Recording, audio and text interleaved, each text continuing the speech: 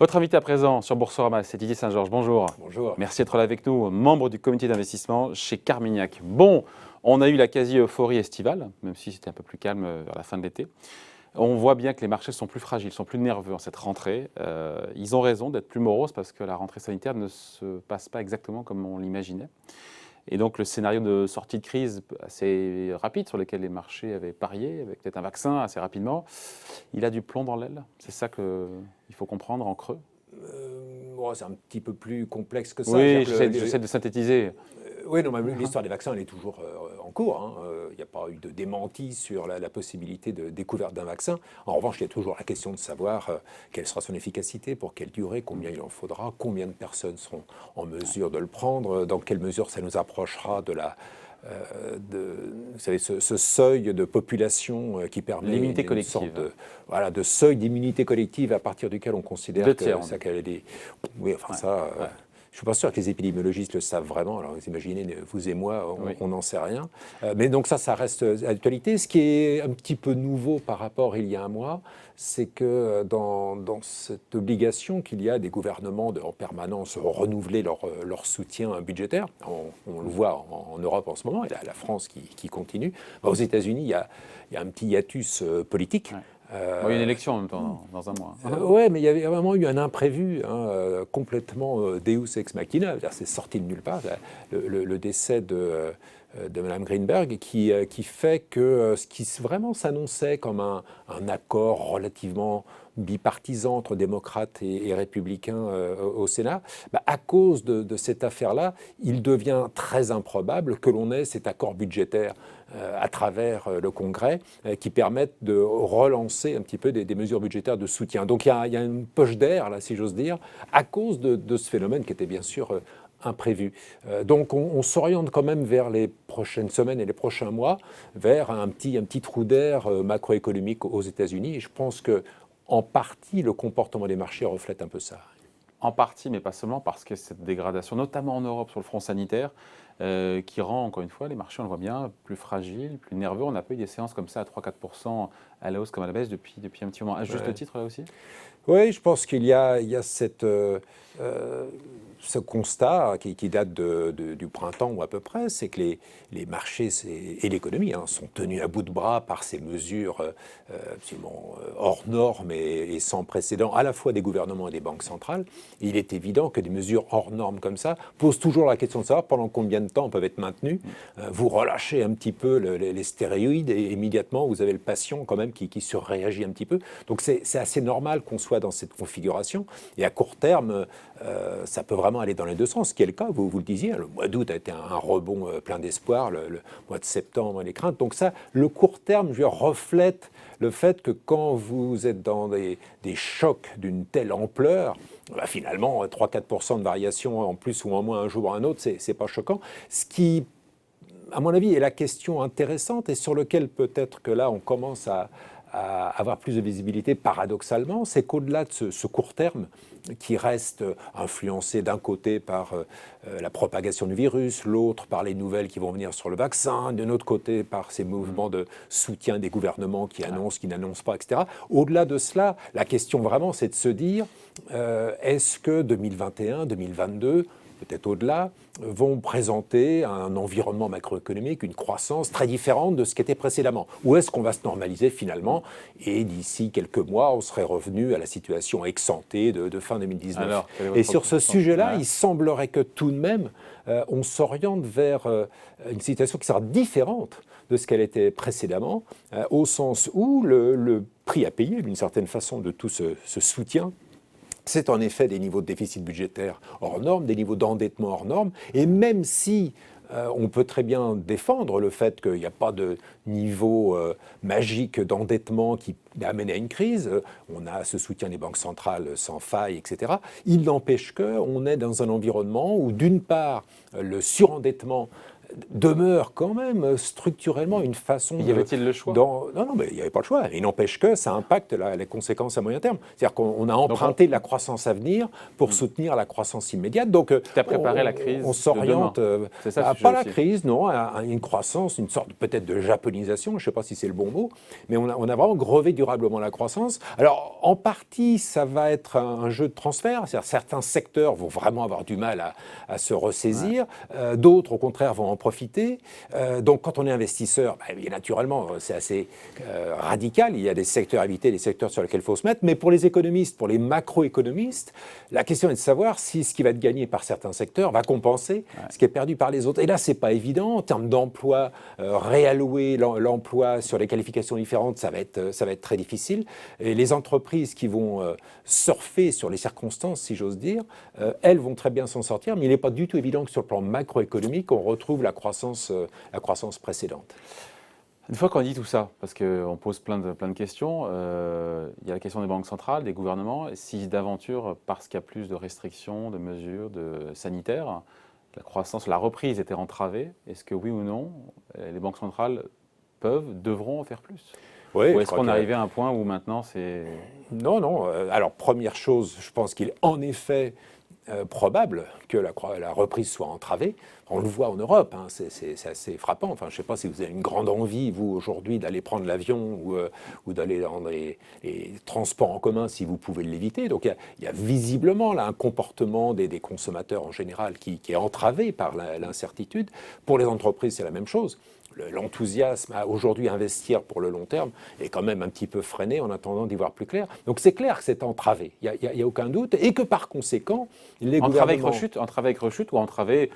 Parce que voilà, le gouvernement français prévoit 8% de rebond l'année prochaine. Oui, mais précisément, les gouvernements et les banques centrales, c'est la réponse à votre question, n'auront pas d'autre choix que de faire en sorte que ce soit seulement entravé et non pas une rechute. Donc même aux États-Unis, je vous disais qu'il y a un trou d'air aujourd'hui parce que les démocrates et les républicains n'ont aucune envie de se mettre d'accord. Il n'empêche qu'ils n'auront pas le choix d'ici un mois ou deux. Ils n'auront pas le choix que de nouveau voter des soutiens économiques à la croissance parce qu'on n'imagine pas aujourd'hui un gouvernement et sa majorité décider de mettre une économie en récession. Donc on va continuer de l'avoir ce soutien, on va continuer de l'avoir. C'est pour ça qu'à court terme, peut-être paradoxalement, l'incertitude amène simplement une forme de stagnation, une sorte d'équilibre de la terreur. Ce qui me paraît plus important, a fortiori pour nous investisseurs, c'est de se dire que même si à court terme cet équilibre de la terreur finalement amène à une forme, vous disiez, de volatilité, mais on en est à peu près au même point qu'on était il y a 3 mois sur les marchés.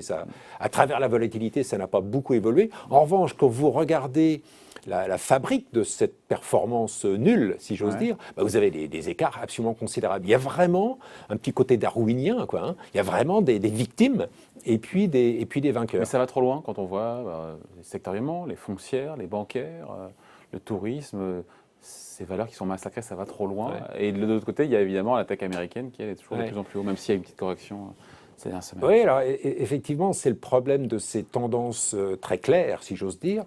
Le modèle économique des banques est vraiment aujourd'hui mis sous pression, de la même manière que l'avantage de la tech est visible pour tout le monde. Et quand vous avez des tendances aussi claires, naturellement, se greffe dessus un petit peu de positionnement parasite. C'est trop facile, quoi. Il suffit de vendre les banques et d'acheter la technologie, et vous avez moins 40%, plus 40% de l'autre. Vous avez fait une très bonne année. Et naturellement, ça attire des capitaux qui sont des mains, si j'ose dire, qui sont prêtes à prendre des profits à la première frayeur. Et donc cette dispersion sectorielle, elle est problématique? Elle n'est pas problématique, mais elle amène forcément à des prises de profit. Encore une fois, vous n'avez pas, ou alors c'est Madoff, mais vous n'avez pas de tendance longue sans volatilité. C'est pas possible. Il se crée, depuis la nuit des temps, il se crée à un moment donné des forces d'appel, c'est-à-dire que la tendance attire des capitaux. Minsky l'avait montré, quand vous êtes absolument sûr de la tendance, vous y mettez sans réfléchir. Mais est-ce qu'il ne faut pas être contrariant, justement? Est-ce qu'il ne faut pas être contrariant, assumer de l'être et se dire que le jeu de massacre va trop loin et donc prendre Non, mais précisément, ce que j'essaie de dire, c'est que ces prises de profit intermédiaires ne retirent pas la réalité de la tendance. Et donc se mettre en travers de cette tendance serait aussi idiot que d'acheter sans regarder les valorisations. Je pense qu'il faut vraiment comprendre d'où vient la réalité de cette tendance. Et sur la technologie, il y a une réalité. Vous regardez la croissance des résultats depuis 10 ans. hein, pas depuis 2 ans, depuis 10 ans, la croissance des résultats des entreprises de cette sphère de tech, et il faudrait rentrer plus dans le détail, elle est considérable. Or, le paradoxe de cette crise, c'est qu'elle est accélérée. Elle est accélérée. Donc la tendance, il ne faut pas la nier, il faut la voir. Simplement, encore une fois, plus la tendance est forte, plus elle est évidente, plus elle attire des mains qui vont avoir peur au premier nuage et vont prendre des profits. Mais ça justifie justement cette croissance sur 10 ans qui est là, qui est au rendez-vous, d'avoir des multiples de valorisation qui sont parfois à des niveaux stratosphériques. Non, quand ils sont stratosphériques, ça existe encore. Oui, naturellement on pense à Tesla, on pense oui, voilà. Donc là, il est clair que vous n'entendrez pas recommander d'acheter des valorisations stratosphériques. Mais vous regardez des valeurs moins, comment dirais-je, moins à la mode, et vous avez effectivement des niveaux de valorisation qui ne sont pas choquants, à condition que, je l'admets, à condition que les taux d'intérêt restent très bas.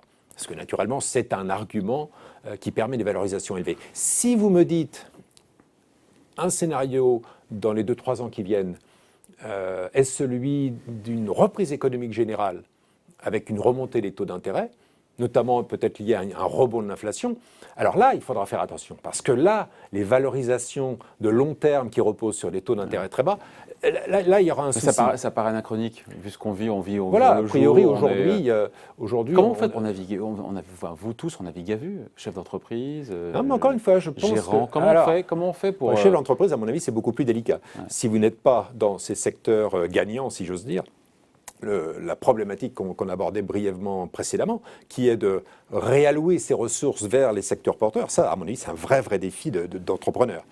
Pour nous, investisseurs, en fait, c'est plus simple. C'est-à-dire qu'à court terme, vous avez cette espèce d'équilibre de la terreur qui ne mène nulle part pour les indices. Entre le sanitaire et la réponse de politique économique. C'est ça, exactement. Donc là, c'est pas choquant que les indicateurs... Oui, c'est un peu ça. Les indicateurs sont au même niveau qu'ils étaient à peu près il y a 3 mois, sauf que quand vous regardez en dessous, c'est vrai pour un indicateur, je sais pas, le CAC 40, ce n'est pas vrai pour le Nasdaq. Et quand vous regardez à moyen terme, les potentiels ne sont pas du tout les mêmes. Donc, ce n'est pas très compliqué pour les gérants. Ça consiste à ne pas prendre beaucoup de risques de marché, si j'ose dire, parce que les marchés sont volatiles, vous le remarquiez. En revanche, la colonne vertébrale de l'investissement, tant qu'on répond à la question du moyen terme comme étant et c'est vraiment ça le message essentiel, on va ressortir de cette crise Covid différent de ce qu'on était précédemment, c'est-à-dire qu'un potentiel de croissance macroéconomique plus faible. Aussi longtemps qu'on est dans cet environnement. C'est pas bon pour les actions, ça. Si, c'est bon pour les actions. Plus de dette, moins de croissance. Voilà, c'est ça. Donc si vous avez des actions qui dépendent de la croissance économique, qui sont endettées, vous avez un souci. Si vous avez des entreprises qui ont énormément de cash, qui ont des bilans très solides, qui n'ont pas de problème de dette. Qui? Donnez des noms. Ah non, je ne veux pas vous donner de noms. Vous les gardez pour vos clients. Mon service déontologie me le reprocherait, mais on les connaît tous. Des entreprises qui ont des bilans extrêmement solides, qui sont capables de payer des dividendes. C'est très injuste, l'économie. Par exemple. Mais qui surtout, et c'est le point clé, n'ont pas besoin d'hypothèses macroéconomiques très favorables pour elles-mêmes avoir une croissance des résultats parce que leurs services ou leurs produits ont un avantage concurrentiel, ils ont des gains de part de marché, etc., notamment dans la publicité, alors vous êtes assez à l'aise en réalité. Vous avez une vision à moyen terme qui est très inégale, très injuste, mais qui permet de construire des portefeuilles qui sont a priori assez robustes. Et donc les bancaires qui perdent moins 60 en moyenne ou moins 40, les foncières, tout ça, on n'y va pas? Sur le long terme, je ne vois pas comment construire, articuler un portefeuille. L'an prochain. Oui, on verra à ce moment-là. Imaginez que... Il faut un peu d'avance. oui, il va faire l'avance quand vous avez une valeur ajoutée. Si vous en savez plus que moi sur le vaccin, ça m'intéresse, mais on n'en sait rien. On est dans une forme d'incertitude nouvelle. L'incertitude, d'habitude, c'est un grand classique. On est là pour ça. L'incertitude, c'est le matériau du travail de gérant. On n'est pas dans l'incertitude. L'incertitude, elle est déjà dans le marché. On est dans l'incertitude, sauf que là, on est dans une incertitude d'ordre médical. Alors, si les épidémiologistes ne le savent pas, ça change quoi pour votre métier, justement? Parce que finalement, on est toujours au même point aujourd'hui. Les marchés évoluent au gré des nouvelles sanitaires.